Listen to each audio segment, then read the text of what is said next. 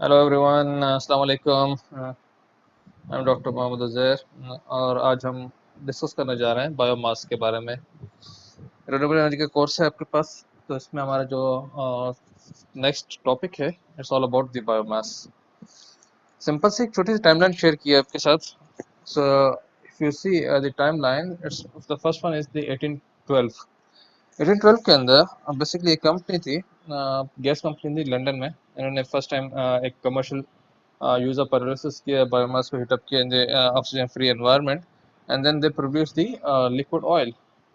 So if you see it's 1812, almost 2 centuries हो चुकी हैं, 1912 and 2012 and then more like we are now in 2020, so more than 2 centuries हो चुकी हैं biomass की। फर्स्ट कमर्शियल यूज जो हमारे हमें हिस्ट्री में नज़र आता है।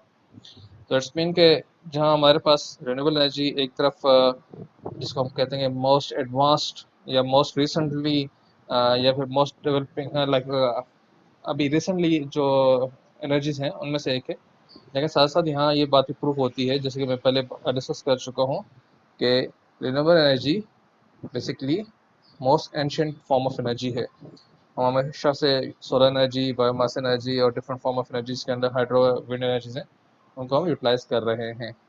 लेकिन क्योंकि 1970s के ऑयल क्राइसिस के बाद ज़्यादा फोकस दोबारा रिन्यूएबल एनर्जी की तरफ हुआ, तो ये दोबारा से ये एक तरह की इनकी एक रेवोल्यूशन पीरियड चल रहा है, जिसके अंदर दोबारा से ये इन एनर्जीज को फोकस किया जा रहा है to produce the power.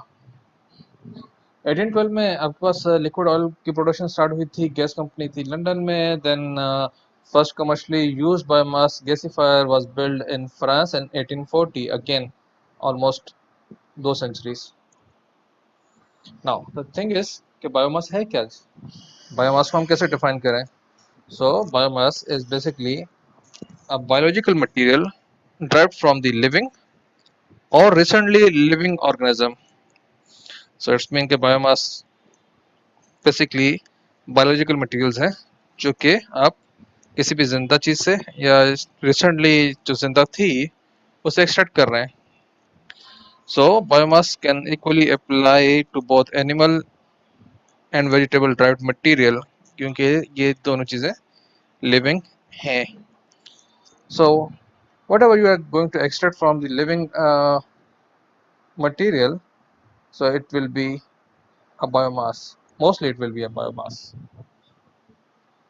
So biomass को हम इस तरह भी डिफाइन कर सकते हैं कि बायोमास बेसिकली एक ऐसा फ्यूल है जो कि ऑर्गेनिक मटेरियल से डेवलप हुआ है।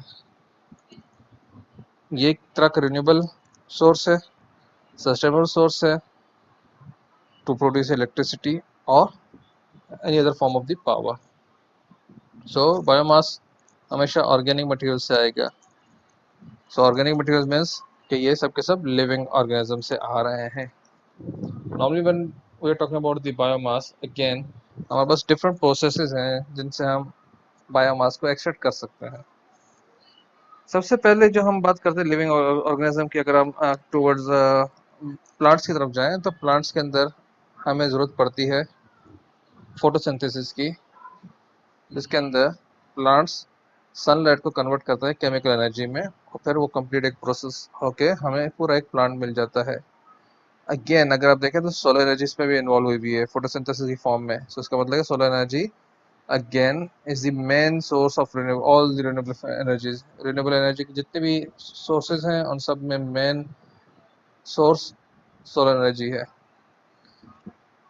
so biomass is stored sunlight energy that can be converted into electricity, fuel, heat and fertilizer। so simply आपको plants जो कि sunlight लेंगे तो सनलाइट एनर्जी को केमिकल एनर्जी में शिफ्ट करेंगे और फिर हम उसको बाद में एक्सट्रैक्ट करेंगे डिफरेंट फॉर्म के अंदर।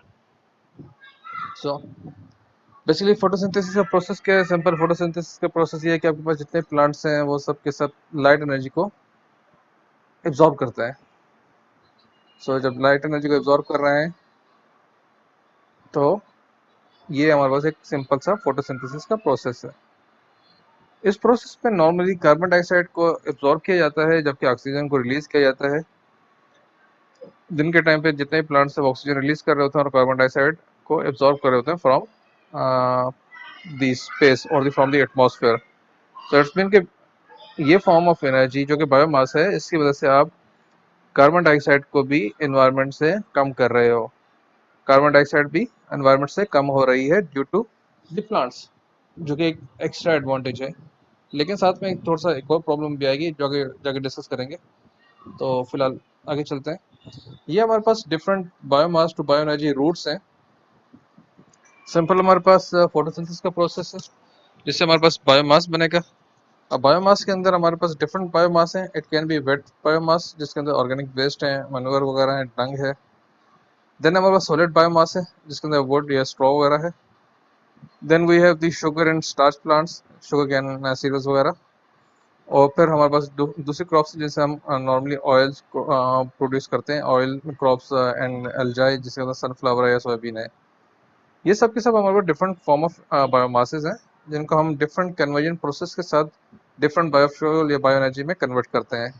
तो हमारे पास जो कन्वर्जन प्रोसेस है, it can B anaerobic process, means oxygen without any oxygen हम इसको परफॉर्म करते हैं, जिसके अंदर फर्मेंटेशन वगैरह के प्रोसेस है। हम नॉर्मली अगर सॉलिड वेस्ट को हमने कन्वर्ट करना है फ्यूल्स में तो हम इसके लिए गैसिफिकेशन या कंबशन, पायरोलिसिस, हाइड्रोलिसिस वगैरह डिफरेंट टेक्निक्स हैं जो हम यूज़ कर सकते हैं। शुगर एंड स्टार्च प्लांट्स के अंदर हमारे पास हाइड्रोलिसिस का या एक्सट्रैक्शन का प्रोसेस है जिसमें हम शुगर को एक्सट्रैक्ट करते हैं, जिसके बाद हम फिर फर्मेंटेशन के थ्रू एथेनॉल या ब्यूटेनॉल में कन्वर्ट कर देते हैं, जो कि हमारे पास लिक्विड बायोफ्यूल आ जाएगा। ऑयल क्रॉप्स हैं जिसके अंदर से हमें डायरेक्ट ऑयल को प्रोड्यूस करवाना है। सनफ्लावर हो गया या सोयाबीन हो गया, तो उसको हम क्रशिंग करते हैं, रिफाइनिंग करते हैं, तो हमारे पास ऑयल मिल जाता है। इस ऑयल को फिर हम शिफ्ट कर लेते हैं टूवर्ड्स मिथाइल ईस्टर जो कि बायोडीजल है, और फिर इसको बेसिकली बायोडीजल एक तरह का लिक्विड फ्यूल है, तो इसको हम फिर यूटिलाइज कर सकते हैं डिफरेंट ट्रांसपोर्टेशन की जगह पे। तो हमारे पास डिफरेंट बायो मासेस हैं। डिफरेंट बायो मासेस को हम डिफरेंट कन्वर्जन टेक्निक्स के साथ कन्वर्ट करेंगे, इधर बायोगैस में, फ्यूल गैस में, या पायरोलिटिक ऑयल में, शुगर में, जिसकी वजह से एट द एंड एथेनॉल या ब्यूटेनॉल यूज करेंगे, और या फिर हम प्योर ऑयल जिसको हम दोनों पर्पस में यूज कर सकते हैं। इधर we can use it in like eating process जहाँ फूड वाले प्रोसेस हैं, या फिर हम इसकी वजह से बायोडीजल भी बना के ट्रांसपोर्टेशन में भी यूज कर सकते हैं। तो ये सिंपल सा हमारे पास एक biomass to bio energy routes यहाँ शो हुए हैं, और फिर एप्लीकेशन एरियाज हैं, क्योंकि आपको जब एनर्जी आपको मिल गई तो फिर आपको एप्लीकेशन एरिया कुछ भी हो सकता है। You can use it in transportation if you have the oil. So अगर यहाँ देखें तो आपके पास जितने भी हैं इन सब में आप ट्रांसपोर्टेशन के लिए लिक्विड बायोफ्यूल्स बना सकते हो, जितने भी आपके पास बायोमासेस हैं। Then you can use it to produce electricity as well as the heat. So electrical work, whenever you have the electricity from the biomass, then you can use it where you want. So it's up to you कि आप इसको कहाँ use करना चाहोगे, लेकिन आपके पास जो basic process है, कन्वर्जन प्रोसेस है, वो आपके पास इन्हीं में से कोई होगा जो कि ये है। डिपेंडिंग आपके पास कौन किस टाइप का बायोमास है। बायोमास, डिफरेंट बायोमास की बेस पे आप डिफरेंट कन्वर्जन टेक्निक्स को यूज करते हुए डिफरेंट फ्यूल्स को जनरेट करवा सकते हो। So, when we are talking about the biomass, तो हमारे पास सबसे पहले प्लांट की बात करते हैं। तो प्लांट में भी subsequently be eaten by animals and thus converted into animal biomass। आपके पास प्लांट्स हैं, प्लांट्स से हमने फूड एक्सट्रैक्ट करवा लिया, जो भी आपके फूड वाली प्लांट्स हैं। जो रिमेनिंग आपके पास रेजिड्यू बचता है या कचरा बचता है, उसको हम क्या करते हैं, जानवरों को दे देते हैं। जानवर नॉर्मली भी जानवर जो हैं ये चारा वगैरह खाते हैं। तो बेसिकली हम प्लांट्स को कन्वर्ट करवा रहे होते हैं एनिमल बायोमास में। सो however the primary absorption is performed by the plants, क्योंकि प्लांट्स ही हैं। आपने एनिमल बायोमास तो बना दी, लेकिन वो एक्चुअली तो बायोमास एक्चुअली तो प्लांट ही था। So what we do, if the plant material is not eaten, अगर वो एनिमल बायोमास में ना जाएगा तो क्या होगा, इधर it will be broken down. So microorganism break down the material carbon dioxide or CH4, methane is released to the atmosphere when the microorganism break down होते हैं। और अगर हम इनको बंद करें तो कार्बन डाइऑक्साइड जो है वो रिलीज होती है एटमॉस्फेयर में। सो नॉर्मली आप जब इनको बंद कर रहे होते हैं प्लांट्स को, या फिर ये ब्रेक डाउन हो जाते हैं, जब ब्रेक डाउन होंगे तो अगेन कार्बन डाइऑक्साइड या फिर मीथेन को ये एनवायरनमेंट में रिलीज करेंगे।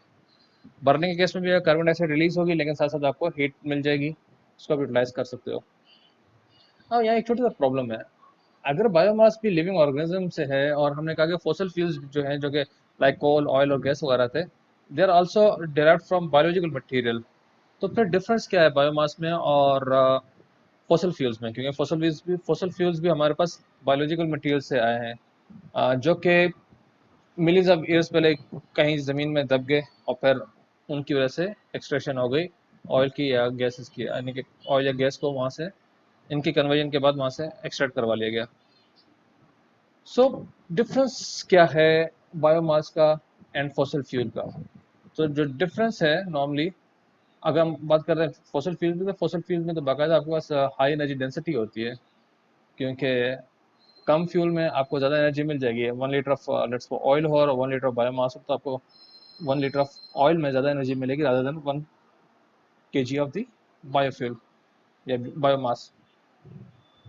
But the thing is, as fuel, they have offer high energy density, but making use of that energy involves burning of the fuel with the oxidation of the carbon to carbon dioxide and hydrogen to water vapor, जिसकी वजह से environment में issues आना शुरू होते हैं। Unless they are captured and stored, these combustion products are usually released to the atmosphere, returning carbon seized millions of the year ago and thus contributing to increase atmosphere concentration.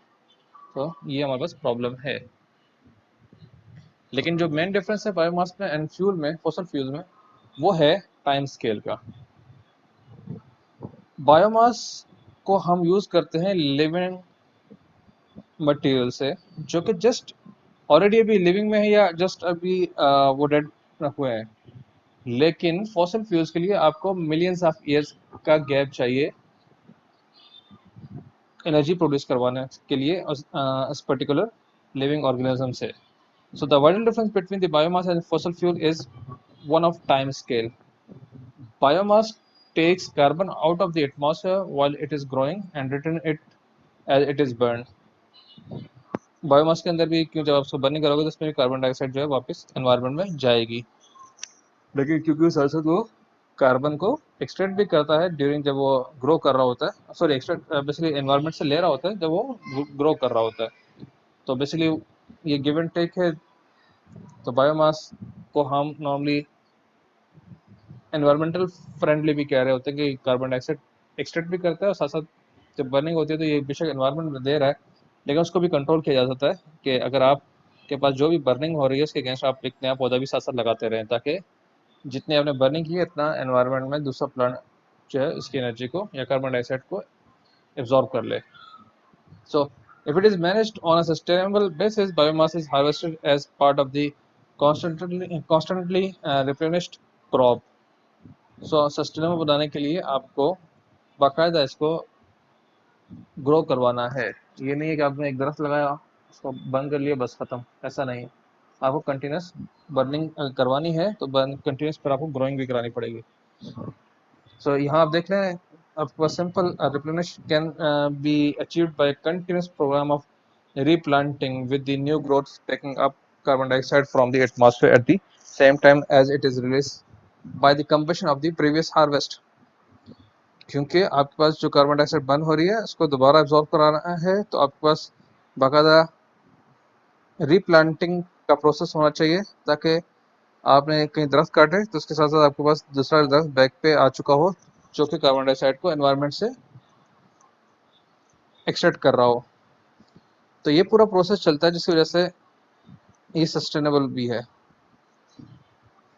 अब इसको maintain करने के लिए हमें एक पूरा एक detailed या कंटिन्यूस प्रोग्राम चाहिए जो इस चीज़ को मैनेज कर सके। सो नॉर्मली अगर हमारे पास इस तरह का एक कंट्रोल्ड कंटिन्यूस प्रोग्राम मिल जाए जिसमें हमारे पास पौधे उग भी रहें, हम उगा भी रहें और फिर साथ साथ उनकी बर्निंग करवा के एनर्जी प्रोड्यूस कर रहे हैं, तो नेट आउटपुट हमारे पास एक तरह का कार्बन डाइऑक्साइड की फॉर्म में जीरो आ जाएगा। सो लास्ट टाइम अगर देखो तो this maintains a close carbon cycle with no net increase in the atmosphere carbon dioxide levels, because आप जितना बर्निंग में कार्बन डाइऑक्साइड रिलीज कर रहे हो एनवायरनमेंट में, इतना आपके पास एक नए पौधे से उन्होंने कार्बन डाइऑक्साइड को एब्जॉर्ब भी कर लिया एटमॉस्फेयर से। सो ओवरऑल इफेक्ट आपके पास ये कि नेट इंक्रीज आपको नहीं मिलेगा कार्बन डाइऑक्साइड का। अब when we talking about the biomass, तो हमारे पास 5 डिफरेंट टाइप की बायोमास की कैटेगरीज हैं। इन 5 डिफरेंट कैटेगरीज में हमारे पास जो फर्स्ट वन है ये है वर्जिन वुड। जितना भी हमारा वुड का काम है सारा के सारा वर्जिन वुड में चला जाता है। फिर हमारे पास एनर्जी क्रॉप्स जो कि स्पेशली इसी काम के लिए उगाई जाती हैं ताकि हम एनर्जी को प्रोड्यूस कर सकें। देन हमारे पास एग्रीकल्चर रेजिड्यू, ऐसे रेजिड्यू जो कि आपको एग्रीकल्चर के बाद बच जाते हैं, जिसको हम डिफरेंट फॉर्म में यूज भी कर सकते हैं। जैसे हमारे पास बगास वगैरह है, गन्ने का जो शुगर निकालने के बाद जो कचरा बचता है, बगास, जिसको हम नॉर्मली फर्नीचर के अंदर भी यूज कर रहे होते हैं। बगास है, और भी डिफरेंट एग्रीकल्चर रेजिड्यूज हैं जिसको हम यूज करते हैं। अक्सर ये होता है कि बहुत सी जगहों पे खेतों में तो बाकायदा फसल काटने के बाद उसको आग लगा दी जाती है, क्योंकि वो सबसे आसान तरीका होता है। लेकिन इसको हम यूज कर सकते हैं इलेक्ट्रिसिटी एंड पावर को जनरेट करने के लिए डिफरेंट प्रोसेस के साथ। Then we have the food waste, जो कि अक्सर हमें नजर आ जाएगा जो हम खाना ज़ाया कर रहे होते हैं, इससे भी एनर्जी को प्रोड्यूस किया जा सकता है। Then we have the industrial waste and को प्रोडक्ट्स। ये भी हमारे पास different type of industrial waste available हैं जिनको आप यूज कर सकते हो to produce the energy. So first one is the virgin wood. The virgin wood is basically the raw wood, एक ऐसे वुड या ऐसे नॉर्मल वुड जो आपको फॉरेस्ट्री से, जंगल से, कहीं से भी मिल जाए। तो वर्जिन वुड मीन्स के आपके पास कोई भी वुड है उसको आपने यूटिलाइज करना है पावर जनरेशन के लिए या हीटिंग पर्पज के लिए। सो फ्रॉम फॉरेस्ट्री, एर्बोकल्चरी, एर्बो एर्बोरिकल्चरल एक्टिविटीज और from wood processing.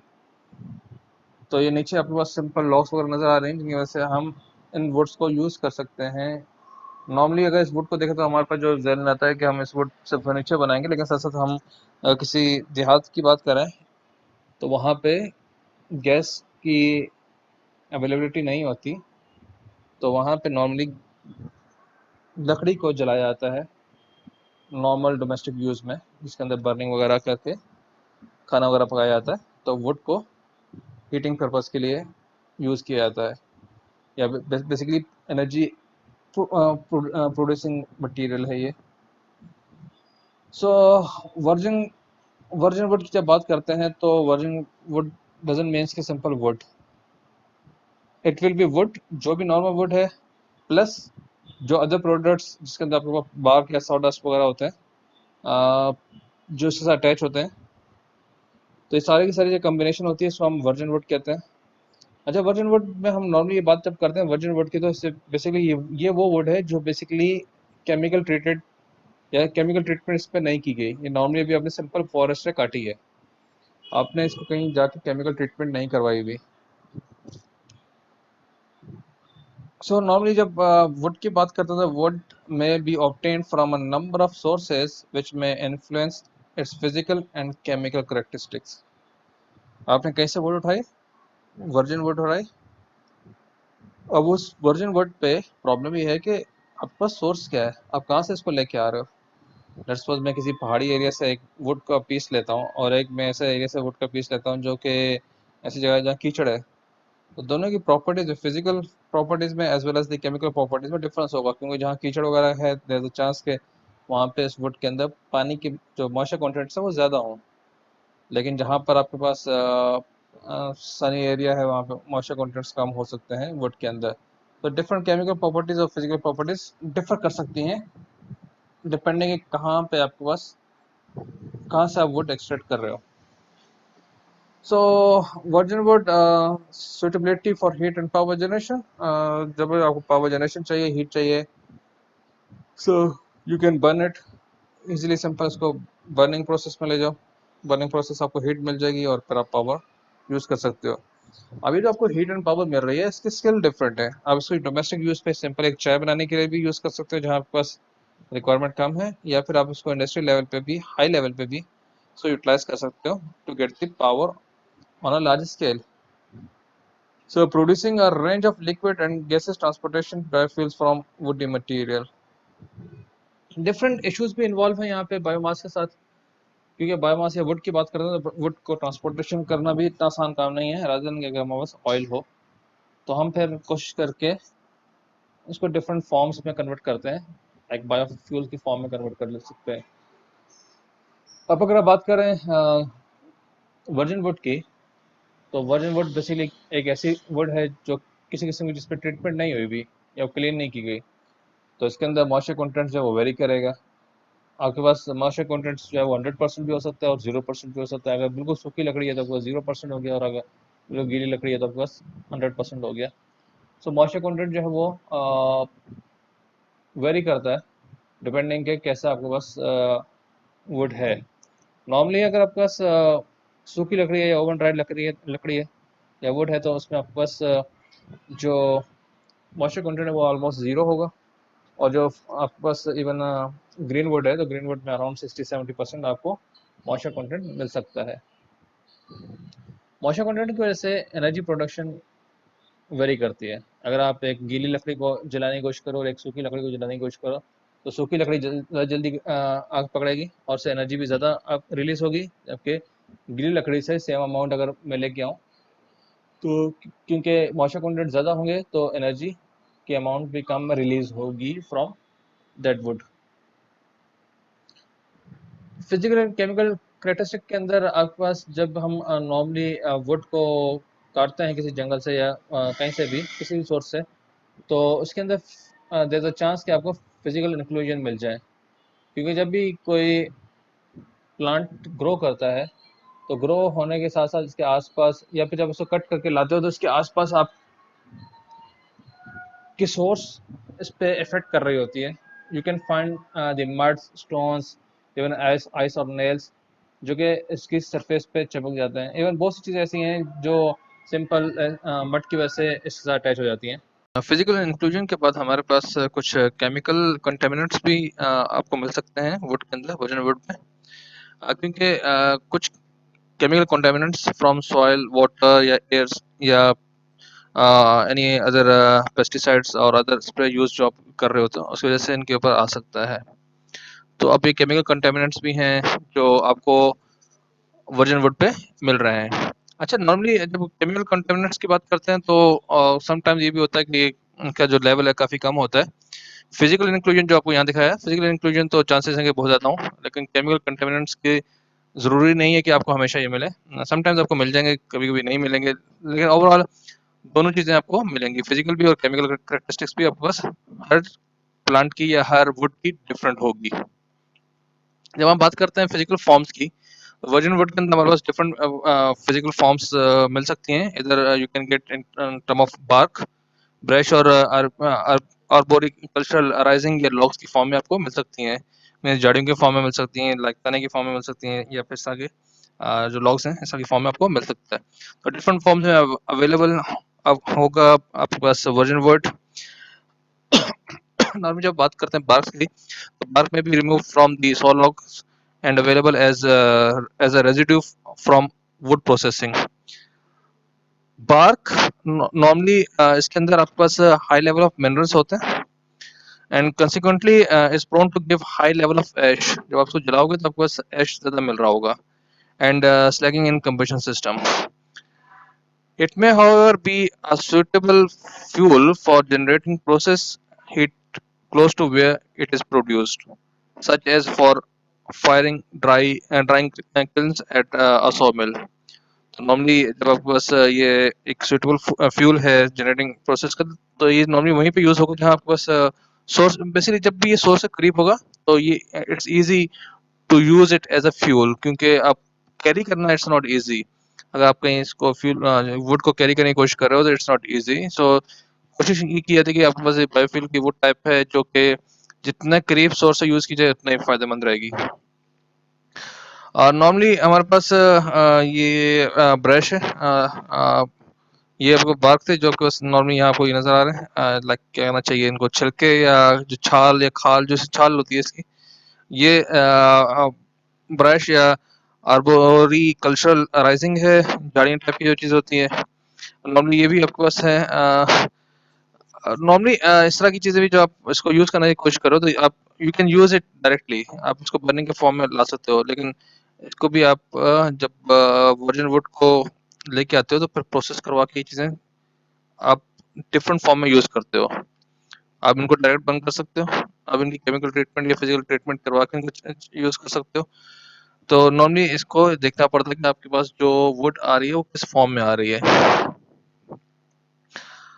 If the brush is to be harvested in quantity for energy application, then हमारे पास different type of equipments हैं जो कि directly use होते हैं और फिर हम इनको गैदर कर सकते हैं ताकि हमारे पास ये जितने भी झाड़ियाँ टाइप की चीज़ें हैं इनको हम यूटिलाइज कर सकें टू प्रोड्यूस दी पावर। अच्छा, यहाँ पे हमारे पास ये एनर्जी क्रॉप्स है, ये सेकंड टाइप है हमारे पास। फर्स्ट हमारे पास वर्जिन वुड थी, सेकंड हमारे पास है एनर्जी क्रॉप्स। जब हम बात करते हैं एनर्जी क्रॉप्स की, तो नॉर्मली एनर्जी क्रॉप्स को हम स्पेशली ग्रो करवाते हैं ताकि हम इनसे एनर्जी को प्रोड्यूस करवा सकें। So normally high yield crops grown specifically for energy application. तो इनका और कोई पर्पज नहीं है, इनको अपने सिंपल इसीलिए करवा रहे हैं ताकि इससे हम एनर्जी को प्रोड्यूस कर सकें। इसके अंदर हमारे पास डिफरेंट है, जो कि ये एनर्जी क्रॉप्स आपको यहाँ नजर आ रही है, जिसके अंदर आपको मिसकंटस है, अरेंडोडोनक्स है, स्वीट सोरगम्स हैं, शॉर्ट रोटेशन कॉपिक्स हैं, जो कि नॉर्मली विलो और पॉपुलर के नाम से होते हैं, काफी यूज होता है। शुगर केन्स वगैरह है, कैमलाइन है और जेट्रोफा है। इसमें जेट्रोफा तो और शुगर केन तो नॉर्मली पता ही होगा आप लोगों को। बाकी जो चीजें ये भी आपके पास ऐसी क्रॉप्स हैं जो कि हम यूज कर रहे होते हैं। इनके बारे में कुछ डिटेल मैंने आगे नेक्स्ट 2-3 स्लाइड्स पे तकरीबन हर एक की दे दी है, तो अगर आपको पढ़ना हो तो आप पढ़ लीजिएगा। जैसे ये दी हुई है मिसकंटस की, और फिर आपके पास ये अरेंडोडोनक्स की है। तो ये आपके पास नॉर्मली सबकी दी हुई है और इनको आप वैसे भी सर्च कर सकते हो। तो ये आपको वो एनर्जी क्रॉप्स हैं जो कि हम यूटिलाइज कर रहे हैं या फिर इनको बेसिकली हम ग्रो कर रहे हैं टू प्रोड्यूस दी पावर। तो ये हमारे पास स्पेसिफिकली हमने ग्रो इसलिए करवानी है कि हम इससे पावर जनरेट करेंगे या इसको हम यूज करके एनर्जी प्रोड्यूस करवाएंगे, rather than कि आप इसको कहीं और यूज कर सको, क्योंकि ये कहीं पर भी आपके पास फूड के काम नहीं आएंगी। तो ये आपके पास एनर्जी क्रॉप्स हैं, ये डिफरेंट एनर्जी क्रॉप्स हैं। और इसमें जेट्रोफा जो है वो सबसे ज़्यादा कॉमनली, ये शुगर केन और जेट्रोफा जो है ये सबसे कॉमनली यूज होने वाली एनर्जी क्रॉप्स हैं। देन हमारे पास है एग्रीकल्चर रेजिड्यू, प्लेटफॉर्म हमारे पास एग्रीकल्चर रेजिड्यू की है। इसकी वजह से आपके पास क्या है कि जब आप कहीं पर भी आपके पास फूड के लिए आपने कोई फसल उगाई हुई है, तो जब आप उसको एक अपनी जब आपको फसल मिल जाती है, तो फिर क्या करते हैं, जो आपके पास बैक साइड पे रेजिड्यू बचा हुआ होता है उसको नॉर्मली क्या करते हैं कि जला देते हैं।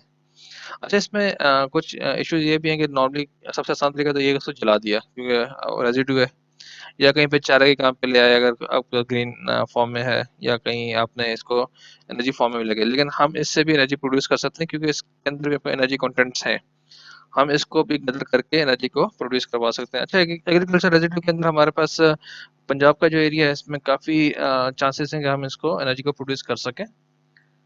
पंजाब के एरिया में काफ़ी चांसेस हैं कि एनर्जी को प्रोड्यूस करवाया जा सके एग्रीकल्चर रेजिड्यू से। नॉर्मल जो इस वक्त प्रैक्टिस है वो यही है कि आपके पास जितने भी खेत के अंदर से जब फसल काट ली जाती है, तो जितना बाकी पार्ट है उसको आग लगा देता है। इसमें अगर मैं सारे के सारा 100% रेजिड्यू उठवा लूँ एनर्जी प्रोड्यूस करने के लिए, तो ये जो सॉइल की फर्टिलिटी है उसको डैमेज करने की कोशिश करेगा। तो हमें कुछ ना कुछ अमाउंट को जो खेत है उसमें रखना पड़ता है ताकि सॉइल की प्रॉपर्टीज चेंज ना हो या सॉइल की फर्टिलिटी चेंज ना हो। तो कभी भी जब हम बात करेंगे तो हम नॉर्मली कंप्लीट रेजिड्यू को पिक नहीं करेंगे। अगर आप कहीं असेसमेंट करने की कोशिश भी कर रहे हैं तो कंप्लीट रेजिड्यू को पिक नहीं कीजिएगा, बल्कि तकरीबन 80% तक ही पिक कीजिएगा कि आपको इतना अमाउंट आप गैदर कर सकते हैं from any form. So many agricultural crops and processes yield residues that can potentially be used for the energy application in number of ways. तो ये तो बात ऑलरेडी हमने पिछले स्लाइड पे कर दी। नाउ हमारे पास जो एग्रीकल्चर रेजिड्यूज की सोर्सेज हैं, it can be arable crops residue such as straw और हस्क। हमारे पास एनिमल मेन्योर्स, सैलरीज या डंग वगैरह वो होते हैं। आपको सिंपल जो डंग्स है या सैलरी है या मेन्योर्स हैं, ये सारे के सारे हम इनसे बायोगैस वगैरह प्रोड्यूस कर सकते हैं इजीली। देन हमारे पास एनिमल बेडिंग है, सच एज पोल्ट्री लिटर है हमारे पास, ये भी अक्सर आपने देखा होगा हम यूज़ कर रहे होते हैं। इवन हम इसको कहीं और भी यूज़ कर सकते हैं। अगर आपने देखा होगा आपके जो एरियाज में जो मुर्गी की दुकान है, तो शाम में आपके पास शाम या किसी भी टाइम पे मुर्गी की दुकानों से एक ट्रक आता है और वो सारे का सारा कचरा उठा के लेके जाता है। तो उसको बहुत सी जगहों पे यूटिलाइज किया जाता है, उसको फीड के फॉर्म में भी ले जाते हैं, उसको फीड उससे बनाई जाती है। इसके अलावा उससे डिफरेंट एनर्जी प्रोड्यूसिंग प्रोडक्ट्स भी बनाई जा सकती हैं। साथ साथ इससे जो नहीं कहना चाहिए ऑनलाइन, लेकिन ऑयल वगैरह भी, कुकिंग ऑयल वगैरह भी इससे प्रोड्यूस कर रहे होते हैं और मुख्तलिफ चीज़ों पे वो यूज़ हो रहा होता है। तो पोल्ट्री लिटर को भी हम यूज़ कर सकते हैं एज एग्रीकल्चर रेजिड्यू। और देन हमारे पास most organic material from excess production और the insufficient market such as the grass silage. ये नॉर्मली ये ग्रास सिलेज है। इसको उर्दू में क्या मैं बताऊँ, ये नॉर्मली चारा टाइप की चीज़ होती है। इसमें नहीं बनाई हुई, तो नॉर्मली चार टाइप की चीज़ होती है, तो उसको आप एज एनर्जी फॉर्म में यूज़ कर सकते हो। लेकिन ये थोड़ी सी ना इसकी जो फॉर्म होती है थोड़ी सी गीली गीली टाइप की होती है, मीन्स वेट होती है थोड़ी सी ग्रासिलाइज। नॉर्मली हमारे पास जो ड्राई रेजिड्यूज हैं, जब हम बात करते हैं ड्राई रेजिड्यूज की, हमारे पास ये जो हैं तो हमारे पास this include those part of the arable crops not to be used for the primary purpose of producing food, feed or fiber, use animal bedding and the feathers। तो नॉर्मली आपके पास सबसे पहले यहाँ जो बहस आती है जब भी हम बात करते हैं बायोमास की, तो डिबेट की जा सकती है कि आपको फूड नेसेसरी है या एनर्जी चाहिए। क्योंकि अगर आप मैं एग्रीकल्चर रेजिड्यू बना रहा हूँ बायोमास से, मैं जो मेरे पास फसल है अगर मैं उसको यूज़ कर रहा हूँ in order to generate the power और एनर्जी, तो फिर खाने की साइड पे मैं क्या छोड़ूंगा, तो यहाँ एक थोड़ी सी डिबेट स्टार्ट हो सकती है। तो इसीलिए ये कहते हैं आपके पास कि ये हमने बेसिकली ड्राई रेजिड्यू मीन्स कि आपको वो पार्ट हमने यूज़ करना है जो आप सेपरेट होगा जो प्राइमरी पर्पज से, मीन्स के प्राइमरी पर्पज से आपने हट के जो बाकी बचा हुआ है वो उठाना है। अगर आपने टोटल कोई ऐसी फसल ग्रो करनी है जिससे आपने एनर्जी प्रोड्यूस करनी है, तो आपके पास सेकंड जो टाइप थी हमारे पास एनर्जी क्रॉप्स, तो उसमें आएगी, जिसको हम यूज़ ही नहीं कर सकते किसी फूड की फॉर्म में। लेकिन अगर आपके पास कोई फूड वाली है तो फिर आपको फूड के पर्पस को पहले रखना है और फिर जो रेजिड्यू बचेगा उसको यूटिलाइज करना है टू प्रोड्यूस दी एनर्जी। इसके अंदर हमारे पास स्ट्रॉज हैं, कार्न स्टॉवर्स हैं, पोल्ट्री लिटर्स हैं, जो कि आपको यहाँ नजर आ जाएंगे। ये इसको हम यूज कर रहे होते हैं टू प्रोड्यूस दी पावर। अच्छा, ये एक छोटी सी बायोमास प्रोजेक्ट है पेपर इंडस्ट्री के अंदर, I think Bulle Shah industry है कहीं, हाँ बुल्ले शाह इंडस्ट्री का, ये कसूर में बुल्ले शाह पैकेजिंग लिमिटेड का केस है। तो इन्होंने अपना एक प्लांट लगाया हुआ है जो अपने इनके रेजिड्यू से उसी को यूटिलाइज कर रहे होते हैं और उसके एनर्जी को प्रोड्यूस कर रहे होते हैं। तो ये अपने ही प्लांट की रेजिड्यू को यूज़ करके एनर्जी को प्रोड्यूस कर रहे हैं, और नॉर्मली मेरे ख्याल में इनका जो प्लांट है वो 35 मेगावाट तक इलेक्ट्रिसिटी जनरेट कर रहा है, 35 तक।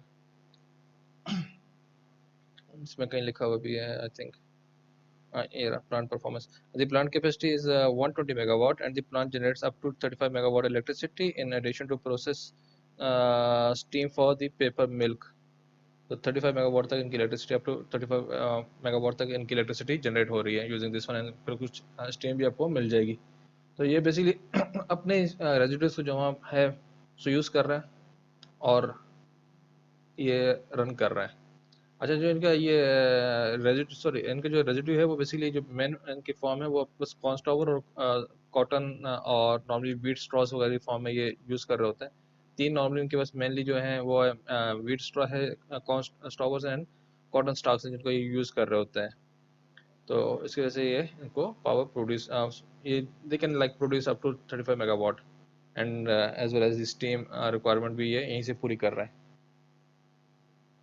देन हमारे पास जो बैक पे थे वो हमारे पास ड्राई रेजिड्यू थे, फिर हमारे पास कुछ वेट रेजिड्यू भी हैं जिसके अंदर हमारे पास एनिमल सैलरी वगैरह जो मैंने पहले बताया और ग्रास सेलेज है। इनको हम यूज़ कर सकते हैं। तो ये हमारे पास ऐसे हैं जो कि वेट रेजिड्यू हैं, लेकिन still we can use it for this one. Normally जब हम बात करते हैं वेट रेजिड्यू की, तो वेट रेजिड्यू के साथ एक छोटी सी प्रॉब्लम ये है कि इसमें आपके पास बेसिकली मॉइस्चर कंटेंट ज़्यादा होते हैं। जब मॉइस्चर कंटेंट्स में ज़्यादा है तो दे आर नॉट फिजिबल कि आप इसको ट्रांसपोर्ट करें, क्योंकि फिर इसमें वाटर कंटेंट्स की वजह से भी एक्स्ट्रा वेट या एक्स्ट्रा ट्रांसपोर्टेशन कॉस्ट ऐड हो जाती है। तो इसको कहीं अगर आपने यूज़ करना है, क्योंकि आपके पास जब वेट है तो लाइक आप इसको डायरेक्टली यूज़ नहीं कर सकते कंबशन के अंदर। तो it's better to produce some type of gases जो कि आपको बायोगैस की फॉर्म में आता है। लेकिन फिर ये है कि इसको फिर आप वहीं प्रेफर करेंगे जहाँ इसकी प्रोडक्शन हो रही है, मीन्स जितना क्लोज टू प्रोडक्शन हो वहीं पे आप इसको यूज़ कर सको। लेट्स सपोज अगर हम बात करें इस वक्त कराची के अंदर, तो हमारे पास एक सबसे बड़ी हमारी सॉरी सब्जी मंडी कह रहा हूँ, ये जानवर ये मवेशी मंडी है जो कि कायदाबाद वाले एरिया में है, इंडस्ट्रियल एरिया में, बेंस कॉलोनी जिसका नाम है। तो वहाँ पर डिफरेंट एनिमल्स हैं जिनके डंक आपको रोज़ अवेलेबल होता है। तो अगर आपने कहीं प्लांट लगाना है तो it's better to establish a plant just near to that area, ताकि आप वहीं से डंग उठाएं, वहीं से इसका मैन्योर उठाएं और वहीं इसको यूटिलाइज कर सकें और बायोगैस प्रोड्यूस कर सकें। क्योंकि बायोगैस की फॉर्म में तो उसको ट्रांसपोर्ट करना आसान है, लेकिन वेट वेट स्लरी की फॉर्म में या वेट रेजिड्यू की फॉर्म में इसको शिफ्ट करना इतना आसान नहीं है। बेसिकली कॉस्ट बढ़ेगी और कुछ नहीं होगा। तो इसके अंदर हमारे पास एनिमल स्लरी है, फार्म यार्ड मैन्योर है, या ग्रास सिलेज है, जो कि नॉर्मली ये रही, या बस मैन्योर या डंग या फिर गोबर बेसिकली, जिसको हम नॉर्मली यूज़ करते हैं। अच्छा, गोबर के बारे में भी अक्सर आपने, अगर कोई इंटीरियर की साइड पे गया हो, इंटीरियर पंजाबी इंटीरियर साइड में, तो अक्सर आपने देखा होगा कि दीवारों के ऊपर भी गोबर या ओपले लगे हुए होते हैं। और बेसिकली इसी वो भी एक तरह की एनर्जी को यूज़ करने के लिए होते हैं, ताकि वो ओपलों के फॉर्म में इसको ड्राई करवा लेते हैं और बाद में उसको यूटिलाइज कर सकते हैं। नॉर्मल वो कुकिंग में यूज़ कर रहे होते हैं, तो वो भी एक तरह की एनर्जी सेव करके इस्तेमाल करते हैं। देन हमारे पास है फूड वेस्ट। ये सबसे बड़ी प्रॉब्लम है हमारे पास। ये भी एक और टाइप है, लेकिन ये भी प्रॉब्लम है। अक्सर हमारे पास फूड वेस्ट अवेलेबल होता है, जो कि नॉर्मली अक्सर आपको देखा होगा बाहर कचरे के फॉर्म में पड़ा हुआ होता है। We can produce energy from it as well. So food waste, so we can produce energy from food and drinking manufacturer. हमारे पास ये कचरा, इवन जो खाने पीने का कचरा, अच्छा इस खाने पीने के कचरे में सिर्फ वो कचरा हम यूज़ करते हैं जो कि डिग्रेडेबल हो। मीन्स अगर ऐसा ना हो कि जैसे अखरोट के छिलके हैं जो डिग्रेड ही नहीं हो सकते हैं, तो वो प्रोड्यूस नहीं करेंगे एनर्जी। लेकिन जहाँ पे भी कोई भी चीज़ डिग्रेडेबल है, जैसे इसमें आपको बहुत सी चीज़ें नज़र आ रही हैं, ये सारी की सारी वक्त के साथ साथ खराब हो जाती हैं। तो इनको अगर मैं कहीं क्लोज एनवायरनमेंट में लेके जा सकूँ, तो इससे भी एनर्जी को प्रोड्यूस किया जा सकता है। लास्ट ईयर मैंने मास्टर के स्टूडेंट्स को भी ये असाइनमेंट दिया हुआ था। उन्होंने बाकायदा ग्रुप की फॉर्म में एक परफॉर्म भी किया, कि उनको मैंने कहा था कि घर के अंदर या जहाँ पे भी आप काम कर रहे हैं, इसको घर का तकरीबन 1-2 दिन का कचरा लें और एक क्लोज एनवायरनमेंट में रख के उसको अपने पास सेव रखें, और इसको हफ्ते के बाद देखेंगे उसमें गैस बन भी रही है नहीं बन रही है। तो कुछ स्टूडेंट्स के बाद बाकायदा गैस बन गई थी, लेकिन क्योंकि वो काफ़ी स्मॉल क्वांटिटी में था, तो वो एक्सपेरिमेंट तो हो गया था, लेकिन इसको हमने फिजिकल फॉर्म में नहीं लेके गए थे, लाइक इसको बड़े स्केल पे भी नहीं लेके गए थे। लेकिन ये नॉर्मली बड़े स्केल पे शिफ्ट किया जा सकता है, क्योंकि ये इट्स वेरी इजी। तो आपके पास जब भी कोई फूड चीज़ है, आप फूड को यूटिलाइज करें, और फूड के जो वेस्ट है, मैं ये नहीं कह रहा कि जो फूड है जो उसका वेस्ट है, आप उसको यूटिलाइज करके एनर्जी को प्रोड्यूस कर सकते हैं। तो फूड के वेस्ट को यूज़ करके आपने एनर्जी को प्रोड्यूस करना है, क्योंकि ये सारे का सारा जो गला सड़ा आपके पास माल है, इसने एनर्जी रिलीज करवानी है सिस्टम के अंदर से। अच्छा, इसमें अक्सर ये होता है कि वो जो शादी ब्याह के खाने हैं, वहाँ पे भी आप अक्सर शाम में या रात में जो शादियाँ हो गई, तो वो खाना काफ़ी बच चुका होता है, तो वो भी अक्सर वेस्ट किया जा रहा होता है। एक सर्वे के मुताबिक, मैं सिर्फ एक छोटा सर्वे बता रहा हूँ कि अभी फिलहाल कोविड का बात नहीं कर रहा, लेकिन कोविड से हट के जब आप बात करते हैं, तो जो शादियों का खाना है वो काफ़ी, मैं नंबर नहीं बोलना चाहूँगा, काफ़ी ज़ाया किया जाता है, काफ़ी ज़ाया किया जाता है।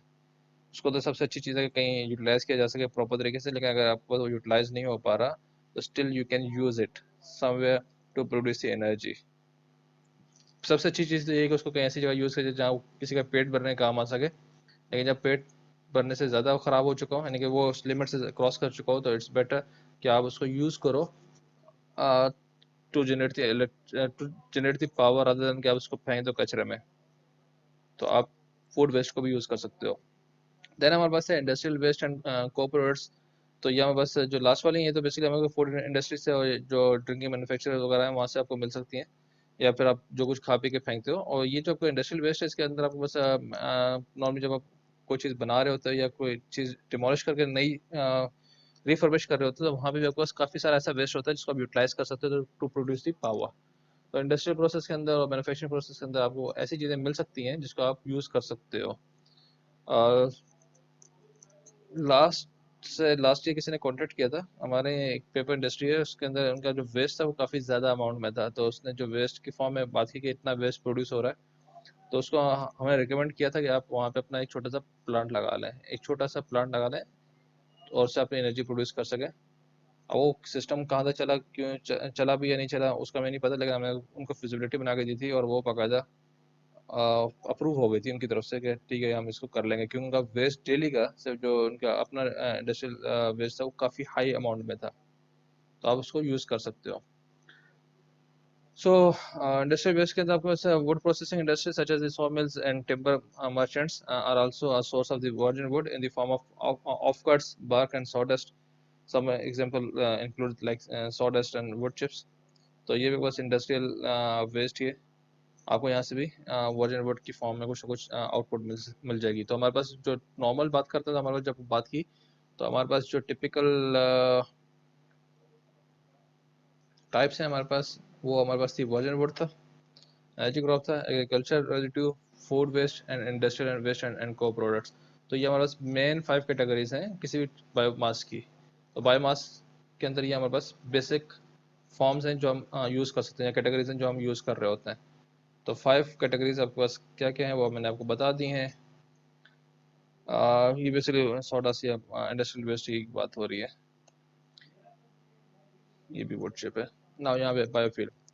अब बायोफ्यूल बेसिकली क्या चीज़ है? बायोफ्यूल तो बेसिकली आपके पास एक प्रोडक्ट है जो आप बेसिकली बायोमास को कन्वर्ट करके बना रहे होते हो। So biofuel are made by a biomass conversion. तो सिंपली आपने क्या करना है, आपने बायोमास को कन्वर्ट किया, आपने बायोफ्यूल बना लिया और फिर उसको आपने यूटिलाइज कर लिया जहाँ आपकी रिक्वायरमेंट है। आप नॉर्मली बायोमास को जब यूज़ कर बायोफ्यूल को यूज़ कर रहे हो तो ट्रांसपोर्टेशन का काम भी आ सकता है और उसके डिफरेंट पर्पस हैं जहाँ उसको यूटिलाइज कर सकते हैं easily. So biomass can be converted to biofuels in several ways. आपके पास थर्मो मेथड भी है, आपके पास bio and agro chemical conversion वगैरह भी है, जिससे आप बेसिकली कन्वर्ट करोगे from biomass to biofuel. Biofuel biomass को जब आप शिफ्ट कर रहे हो, so biomass conversion can result in fuel in solid, liquid और गैसेस। हमारे पास किसी भी फॉर्म में आपको आउटपुट मिल सकता है, सॉलिड, लिक्विड और गैस की फॉर्म में, तीनों फॉर्म में आपको आउटपुट मिल सकता है। अब ये समटाइम्स हम डिबेट कर रहे होते हैं कि आपके पास जो बायोफ्यूल है ये कितना पुराना है। तो ये अगेन देखें तो हिस्ट्री के अंदर आपको 1850s के अंदर ethanol used for lighting. Even 1860 से लेकर 1906 के अंदर आपको एथेनॉल टैक्स इनेक्टेड, यूएस की बात कर रहा हूँ बेसिकली। 1896 के अंदर first ethanol fuelled automobile the Ford quadricycle was invented. तो 80s के अंदर आपके पास बायोफ्यूल को यूटिलाइज किया जा रहा था 80s के अंदर। अब तो तकरीबन 150 साल हो रहा है। ये बस मजीद अगर इसकी हिस्ट्री देखें तो आपके पास ये तकरीबन 90s, अर्ली 90s की बात हो रही है। तो बेसिकली आपके पास यूटिलाइजेशन इसकी बहुत है। लेकिन बात फिर वो जो बार बार रिपीट कर रहा हूँ, बायोमास एज अ एनर्जी और फूड, वहाँ डिबेट चलेगी। आगे जाके एक दो स्लाइड के बाद दोबारा बात करूँगा, क्योंकि ये दोबारा जब बायोफ्यूल की बात करते हैं, बायोफ्यूल के अंदर ज़्यादा हमारे पास जनरेशन के अंदर फूड वाली चीज़ें बहुत इन्वॉल्व हो जाती हैं। सो बायोमास जनरेशन है हमारे पास, टोटल इसकी जनरेशन को हम 4 डिफरेंट कैटेगरीज में डिवाइड करते हैं। सो फर्स्ट जनरेशन के बायोफ्यूल्स ये रहे, सेकंड, थर्ड एंड फोर्थ।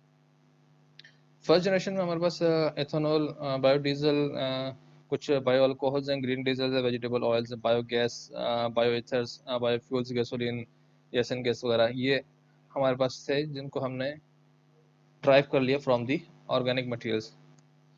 फिर इनसे थोड़ा एडवांस हम गए तो हमने इसको सेकंड जनरेशन का नाम दिया।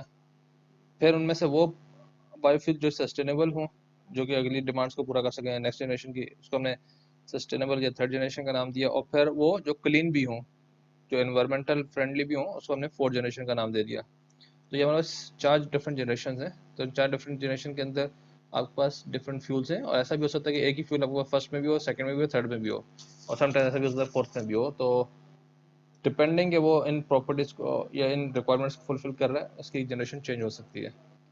सो फर्स्ट जनरेशन के अंदर हमारे पास बिल्कुल नॉर्मल कन्वेंशनल बायोफ्यूल्स हैं, एंड ये आपको डायरेक्टली हम इनको एक्सट्रैक्ट करते हैं फ्रॉम द फूड क्रॉप्स। अब जब आप फूड क्रॉप्स की बात करते हैं, फिर यहाँ मसला आता है कि फूड को आपने एज अ फूड यूज़ करना है या आपने एनर्जी प्रोड्यूस करनी है। सो अगर फर्स्ट जनरेशन बायोफ्यूल्स की बात करें तो these conventional biofuels are produced directly from the food crops by extracting the oils for use in biodiesel or producing bioethanol through fermentation. So normally oil, sunflower oils, sugar से आप energy extract कर रहे हो, starch की form में CL से आप energy extract कर रहे हो। तो ये वो चीज़ें जहाँ से आपको डायरेक्ट एक्सट्रैक्शन हो रही होती है इन the form of oil for use in the biodiesel और प्रोड्यूसिंग बायोएथेनॉल थ्रू फर्मेंटेशन। अब अभी आप पे डिपेंड करता है कि आप इसको किस मेथड के साथ क्या प्रोड्यूस करना चाहो, क्योंकि आपके पास डिफरेंट मेथड के साथ डिफरेंट आउटपुट आना शुरू हो जाएंगे। सो ये वो बात है जो मैं पहले भी 2-3 बार कर चुका हूँ कि क्या करना है। द मोस्ट मेन और मेजर इशू इज कि आपने फूड या फ्यूल। तो ये इसमें लड़ाई चलती रहती है हमेशा, क्योंकि कुछ लोग कहते हैं यार ये इंपॉर्टेंट है, कुछ कहते हैं ये इंपॉर्टेंट है, गाड़ी चलनी चाहिए। तो अब इस पर डिपेंड करता है कि आप किसको फेवर करते हो और किसको कितना लेके जाते हो। तो हमारे तो यही कि आपके पास एनर्जी क्रॉप्स हैं, आप एनर्जी क्रॉप्स को यूज़ करो अगर आपने फ्यूल की साइड पे जाना है। अदरवाइज फूड को पहले देखो, क्योंकि आपके पास फूड या हंगर जो है इस वक्त ये भी एक बहुत बड़ी प्रॉब्लम है दुनिया की। एनर्जी इतनी बड़ी प्रॉब्लम नहीं है जितनी आपको फूड है, तो इसको भी देखना पड़ेगा। क्योंकि फूड या हंगर पहले ख़त्म हो गई तो फिर ये इसको नेसेसिटी कहूँ या लग्जरियस आइटम में लेके जाऊँ, दोनों सूरतों में ये इस वक्त दोनों एक तरह की नेसेसिटीज़ ही हैं। क्योंकि ये भी इस वक्त अब ऐसा नहीं कि ये कोई इसको मैं कह दूँगा ये टोटल कोई लग्जरी आइटम है। ट्रांसपोर्टेशन के लिए अब इन चीज़ों का यूज़ मजबूरी है, लेकिन फूड भी ज़रूरी है। अच्छा, इसमें हमारे पास जब हम बात करते हैं फर्स्ट जनरेशन की, तो हमारे पास फर्स्ट जनरेशन के अंदर हमारे पास एथेनॉल, बायोडीजल और बाकी ये चीज़ें हैं जिनको हम देखेंगे कि हैं क्या। तो हमारे पास जो फर्स्ट बायोफ्यूल या फर्स्ट जनरेशन के अंदर हमारे जो सबसे पहले चीज़ आती है वो हमारे पास एथेनॉल। तो ये सबसे ज़्यादा हमारे पास मोस्ट कॉमनली यूज़ होने वाला बायोफ्यूल है वर्ल्ड वाइड। सबसे ज़्यादा यूज़ होने वाला है वो बायोफ्यूल वो हमारे पास एथेनॉल है। अच्छा, एथेनॉल के साथ साथ हमारे पास और जो फर्स्ट जनरेशन में यूज़ होंगे वो बायोगैस भी है। बायोगैस को भी हम कई जगह पे यूज़ कर रहे होते हैं, लेकिन एथेनॉल सबसे ज़्यादा कॉमनली यूज़ होने वाला बायोफ्यूल है। अच्छा, इसमें हमारे पास alcohol fuels are produced by fermentation of the sugar derived from the wheat, corn, sugar beets, sugar cane, molasses and any sugar or starch। तो हमारे पास फर्स्ट जनरेशन के अंदर ये हमारे जो फूड आइटम्स हैं हम इनकी फर्मेंटेशन से अल्कोहल को प्रोड्यूस कर सकते हैं या अल्कोहल फ्यूल्स को प्रोड्यूस कर सकते हैं। एथेनॉल इज बेसिकली अल्कोहल, तो हम इसको प्रोड्यूस कर सकते हैं। एथेनॉल के बाद हमारे पास जो फर्स्ट जनरेशन में फ्यूल है वो है हमारे पास बायोडीजल। बायोडीजल भी अगेन मोस्ट कॉमनली यूज होता है यूरोप के अंदर। जब हम बात कर रहे हैं बायोडीजल की, तो biodiesel is the most common biofuel in Europe. Normally it is produce from the oils और फैट्स यूजिंग, अभी एक वर्ड लिखा हुआ है, this is transesterification. Transesterification, it is basically a process of exchanging the organic group RWH of an ester with the organic group R of an alcohol। तो ये सारा chemistry का प्रोसेस है। तो ट्रांसएस्टरिफिकेशन के थ्रू हमारे पास ऑयल और फैट्स को यूज करते हुए हम बायोडीजल को प्रोड्यूस कर सकते हैं। And biodiesel is a liquid similar in composition of the fossil mineral diesel. तो अगर आपके पास ये नॉर्मल लाइक मिनरल डीजल की तरह इसकी कंपोजिशन है, देन आप इसको इजीली यूज कर सकते हो कहीं पर भी डीजल इंजन के अंदर। So biodiesel can be use in any diesel engine when mixed with the mineral diesel. तो ये इसको आप यूज कर सकते हो। फिर हमारे पास है मेथनॉल, जिसको हम मेथनॉल को भी यूज कर रहे होते हैं। बायोमेथनॉल की फॉर्म में हमारे पास चीजें मिल सकती हैं। So methanol is currently produced from natural gas, a non-renewable fossil fuel. In the future, it is hoped to be produced from biomass as biomethanol। Again एक फॉर्म की एनर्जी है जिसको हम यूटिलाइज कर रहे होते हैं। This is technically feasible but economic viability is still pending. Methanol के बाद जो हमारे पास फर्स्ट जनरेशन में फ्यूल है वो है ब्यूटानॉल। बेसिकली ये सब अल्कोहल की फॉर्म्स है।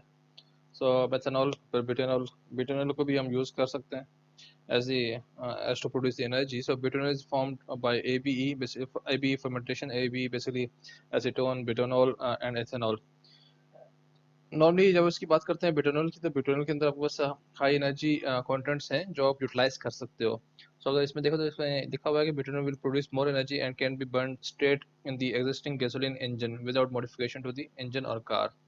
सो आप ब्यूटानॉल को यूज कर सकते हो डायरेक्टली गैसोलीन इंजन के अंदर। तो वो नॉर्म जो बैक वाला था आपके पास बायोडीजल था, वो आपके पास डीजल इंजन में चला गया, और ये आपके पास गैसोलीन इंजन या पेट्रोल इंजन में आप इसको डायरेक्टली यूज कर सकते हो। देन हमारे पास है ग्रीन डीजल। सो नॉर्मली जब हम बात करते हैं ग्रीन डीजल की, तो ग्रीन डीजल को हम प्रोड्यूस करते हैं by hydrocracking of biological oil feedstock such as the vegetable oil and the animal fats. इसमें एनिमल फैट्स का तो हमें इशू नहीं है, लेकिन वेजिटेबल ऑयल के इशू है, क्योंकि वेजिटेबल ऑयल के लिए आपको अगेन फूड को यूज़ करना है। अब ये सारे के सारे जो है नॉर्मली ये ऑर्गेनिक मटेरियल्स को ही ब्रेक करके या फर्मेंटेशन के थ्रू इसको हम एनर्जी प्रोड्यूस करवा रहे हैं, या किसी न किसी फॉर्म में हमारा जो फूड है वो इन्वॉल्व है to produce this first generation biofuels. So biofuel की जो टाइप है ग्रीन डीजल, इसको हम हाइड्रो क्रैकिंग कर रहे हैं बायोलॉजिकल ऑयल फीड स्टॉक की, such as the vegetable oil and the animal fats. अच्छा, hydrocracking is basically a refinery method that uses elevated temperature and pressure in the presence of the catalyst to break down larger molecules such as those found in the vegetable oils into shorter hydrocarbon chains used in the diesel fuel. So hydrocracking means आप basically क्या कर रहे हो कि आप larger molecule को break down करके smaller में शिफ्ट कर रहे हो। तो ग्रीन डीजल भी हमारे पास बायोफ्यूल के एक टाइप है। देन हमारे पास बायोफ्यूल गैसोलीन है, उसको भी हम यूज़ कर रहे हैं। देन हमारे पास वेजिटेबल ऑयल्स हैं जो आप नॉर्मली यूज़ कर सकते हैं टू प्रोड्यूस दी एनर्जी और वेजिटेबल ऑयल। अच्छा, ये हमारे पास मेरे या वॉलमार्ट का ये हमारे पास ट्रक है जो कि नॉर्मली वेजिटेबल ऑयल पे रन हो रहा होता है। और फिर हमारे पास है फर्स्ट जनरेशन के अंदर biogas. Biogas is basically methane produced by the process of the anaerobic digestion। Means कि एक ऐसा प्रोसेस जिसके अंदर आपको ऑक्सीजन नहीं है।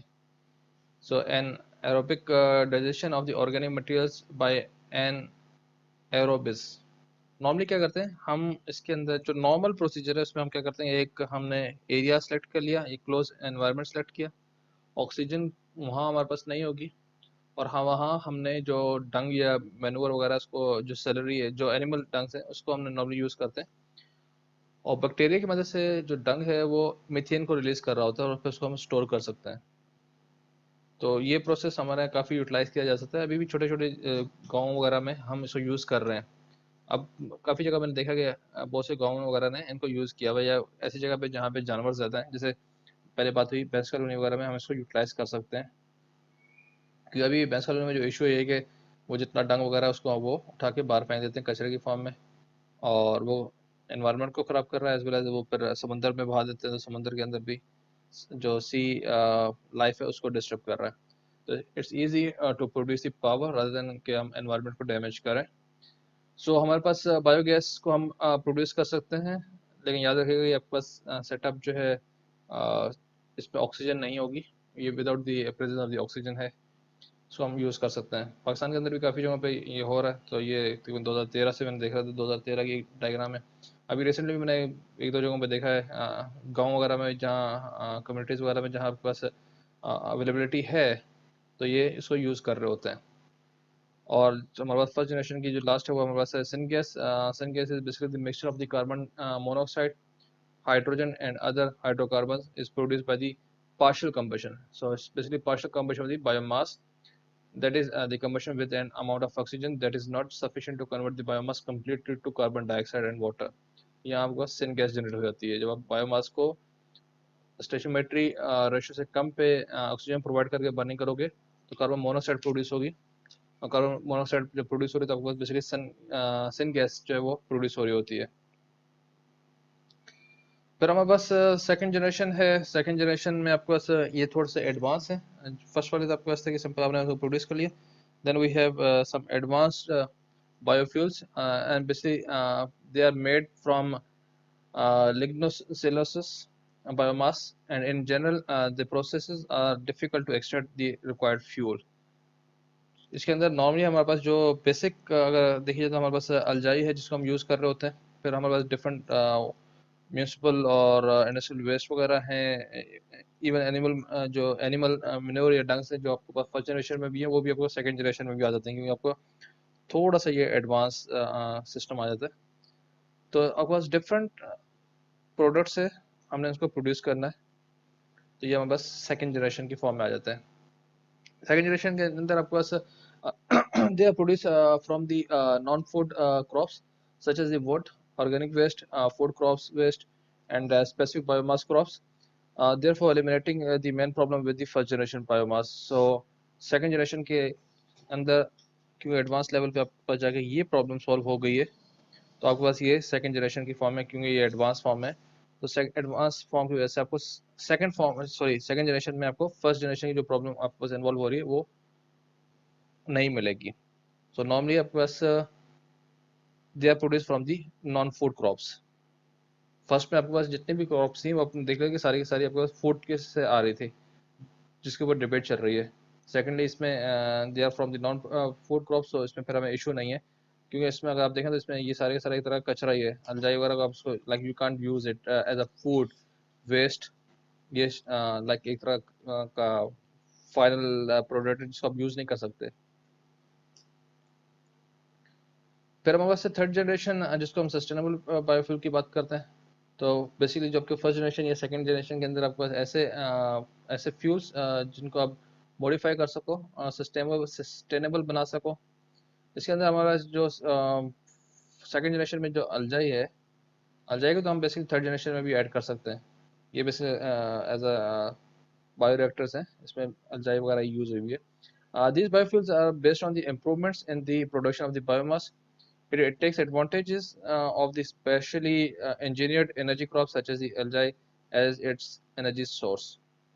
तो ये सस्टेनेबल हैं, आप सो यूटिलाइज कर सकते हो, and they can provide the energy requirement for, let's suppose, next 10-15 years they will provide. सो आपके पास डिफरेंट जगहों पे डिफरेंट फॉर्म्स या डिफरेंट रिसर्चेस हो रही हैं और इनको हम यूज़ कर रहे हैं। तो नॉर्मली आपके पास एनर्जी क्रॉप्स के अंदर एल्जाई है जिसको हम यूज़ कर रहे हैं। अब एल्जाई जो है ये low cost high energy crops है जिसको हम यूज़ करते हैं to produce the power. Again, it is predicted that the algae will have the potential to produce the more energy per acre than conventional crops. सो अब again एक debate हो गई कि हम फूड को ग्रो करवाएं या अल्जाई को ग्रो करवाएं। तो depending upon the requirement, compromising situation के अंदर हमने इनको चेक करना है।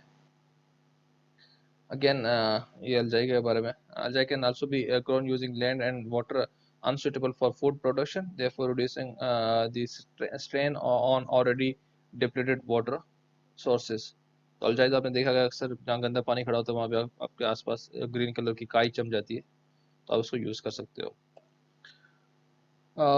अब further benefits of the algae based biofuel is that the fuel can be manufactured in a wide range of fuels such as the diesel, petrol and jet fuel. So जब आपके पास different form में आ गया तो आपको different utilisation है, और different utilisation आपको जब मिल जाएगी तो आप इसको फिर डिफरेंट पर्पज के लिए यूज कर रहे हो। तो बेसिकली आपके पास इनकी जो रेंज है वो आपके पास एक तरह की इंक्रीज हो चुकी है। आपके पास वाइड रेंज में इसकी एप्लीकेशंस हैं, so it's better to use the algae rather than अब फर्स्ट जनरेशन को यूज करो या सेकंड जनरेशन को यूज करो। फिर हमारे पास फोर्थ जनरेशन है जिसके अंदर हमारे पास ये है कि it should be clean as well. Fourth generation हमारे पास क्लीन भी है। So these biofuels are aimed at not only producing sustainable energy but also a way of capturing and storing carbon dioxide, जिसके अंदर हमारे पास ऐसे बायोमास या ऐसे बायो मटेरियल्स को हमने प्रोड्यूस करवाना है जो कि बेसिकली कार्बन डाइऑक्साइड को एब्जॉर्ब करें जब वो ग्रो कर रहे हो। So normally when we are talking about the fourth generation, so biomass materials which have absorbed carbon dioxide while growing are converted into fuel using the same processes as the second generation biofuel. लेकिन इसमें आपके पास जो चीज़ है वो है कि आपको carbon dioxide को एब्जॉर्ब करके एनवायरनमेंट से कार्बन डाइऑक्साइड की अमाउंट को कम कर रहे हैं। So this process differs from the second and third generation production, as at all stages of the production the carbon dioxide is captured using processes such as oxy-fuel combustion. So basically clean का word इसलिए use किया गया कि इसके अंदर ये हमेशा carbon dioxide को भी एब्जॉर्ब करेगा। सो कार्बन डाइऑक्साइड को एब्जॉर्ब करके ये बेसिकली एनवायरनमेंट को एडवांटेज दे रहा है। तो हमेशा ऐसा फ्यूल जो कि क्लीन हो गया वो हमारे पास फोर्थ जनरेशन में जाएगा। तो हमारे पास टोटल 4 जनरेशन हैं जिनको हम यूज़ कर रहे होते हैं। तो चारों की चारों जनरेशन को हम अगर देखा जाए तो हमारे लिए जो सबसे बेस्ट है वो हमारे पास थर्ड वन जो कि सस्टेनेबल है, और फोर्थ वन। लेकिन फर्स्ट से भी और सेकंड से भी हमारे पास एनर्जी या बायोफ्यूल्स हमें मिल रहे हैं। तो ये हमारे पास कुछ फोर्थ जनरेशन के बारे में बात है। तो ये हमारे पास ऐसी चीज़ें जो इस वक्त मार्केट में अवेलेबल हैं जिसमें हम फोर्थ जनरेशन बायोफ्यूल्स को यूज़ कर रहे हैं और एनर्जी को या एनवायरनमेंट को डैमेज होने से बचाने की कोशिश कर रहे हैं। अच्छा, ये तो बेसिकली हमारे पास कंप्लीट जो पीछे बात हुई सबको समराइज किया हुआ है। हमारे पास बायोमास है, बायोमास को हम डिफरेंट फॉर्म्स में पहले तो क्योंकि हमें बायोमास चाहिए तो हार्वेस्टिंग करवानी पड़ेगी, स्वाय सॉरी जो हमारे पास जो एनिमल मैन्योर है या फिर इंडस्ट्रियल वेस्ट है, इसके अलावा बाकी जितने भी हैं वो सारे के सारे आपके पास कहीं ना कहीं से ग्रो हो गए। इवन जो इंडस्ट्रियल वेस्ट है, जो लकड़ी वगैरह, वो भी कहीं ना कहीं से इसको हार्वेस्ट किया हुआ है, तभी उसको हमने इंडस्ट्रियल वेस्ट की फॉर्म में कन्वर्ट किया, पहले इसको यूज़ किया फिर उसको फिर वेस्ट की फॉर्म में कन्वर्ट किया। तो हमारे पास डिफरेंट प्रोसेसेस हैं, जिसके अंदर हमारे पास कंबशन है, जिस कंबशन हम डायरेक्ट इलेक्ट्रिसिटी एंड हीट को प्रोड्यूस कर सकते हैं फ्रॉम दी बायोमास। एनाएरोबिक डाइजेशन है, जिससे हम बायोगैस प्रोड्यूस करते हैं, और बायोगैस को फिर हम किसी भी फॉर्म में कन्वर्ट कर सकते हैं, हीट, इलेक्ट्रिसिटी, केमिकल और बायोफ्यूल की। फर्मेंटेशन से हमारे पास बायोएथेनॉल आएगा, एथेनॉल के फॉर्म में आ जाएगा, जिसको हम यूज़ कर सकते हैं अगेन इलेक्ट्रिसिटी प्रोड्यूस करने के लिए, केमिकल के लिए, या फिर हम फ्यूल के लिए फॉर्म में भी इसको कन्वर्ट कर सकते हैं। और फिर मैकेनिकल मीन्स आप इसको प्रेशराइज करके या किसी फॉर्म में इसको शिफ्ट कर दो और ऑयल प्रोड्यूस कर लो, और ऑयल जब आपके पास आ गया तो आपको एप्लीकेशन फिर डिफरेंट आपके पास आ जाएगी। तो ये हमारे पास प्रोसेसिंग है, और ये हमारे प्रोडक्ट्स हैं, और फिर ये हमारे पास फाइनल या सेकेंडरी प्रोडक्ट्स हम कह सकते हैं, जहाँ हम इसको यूटिलाइज कर सकते हैं। तो ये हमारे पास डिफरेंट यूजेस हैं बायोमास के। तो ये आपको देखो तो कंबशन हम नॉर्मली हीट इलेक्ट्रिसिटी की फॉर्म में यूज़ कर रहे हैं, तो बायोमास को आप डायरेक्टली कन्वर्ट कर रहे हो या बर्न कर रहे हो टू गेट द हीट, और you can produce it to produce electricity. क्योंकि जब आपके पास एक बार हीट आ गई तो हीट के बाद फिर उसको यूटिलाइज करना किसी और फॉर्म में इतना मुश्किल नहीं रहता। आपके पास हीट है, आप हीट को यूज़ करो और अपने जो पावर प्लांट्स हैं उसको रन करो और इलेक्ट्रिसिटी को प्रोड्यूस कर सकते हो। तो ये 3-4 स्लाइड्स आपके पास यहाँ हैं जिसमें हमने बायोमास के यूज को डिफाइन किया हुआ है।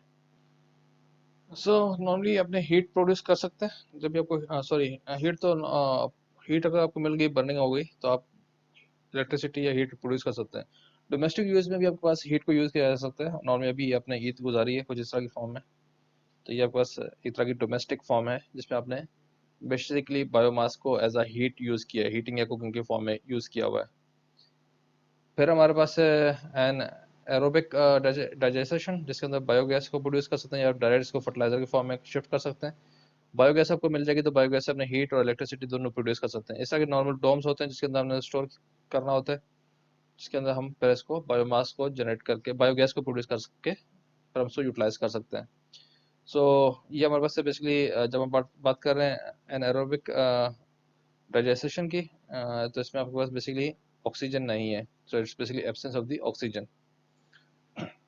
So biogas digesters consist of one or more airtight reservoirs into which a suitable moist feed stock is placed. Normally यहाँ पे तो आपके पास यहाँ से जो भी डंग आया यहाँ स्टोर हुआ, और कुछ टाइम के बाद टाइम जो है रिटेंशन टाइम जो है वो 15-20 दिन भी हो सकता है, उसके बाद फिर आपको गैस मिलना शुरू हो जाएगी यहाँ पे। इसमें बकायदा यहाँ पे इस गैस होल्डर के साथ यहाँ बेसिकली एक तरह का प्रेशर मेंटेन किया जाता है, और ऑक्सीजन नहीं होती यहाँ पे। सो आपको जब भी यहाँ गैस मिल गई तो उस गैस को आप कहीं भी यूज़ कर सकते हो, हीटिंग प्रोसेस के लिए, कुकिंग के लिए, इलेक्ट्रिसिटी प्रोडक्शन के वगैरह के लिए। तो या फिर आप एज अ सैलरी उसको फर्टिलाइजर की फॉर्म में शिफ्ट कर सकते हो।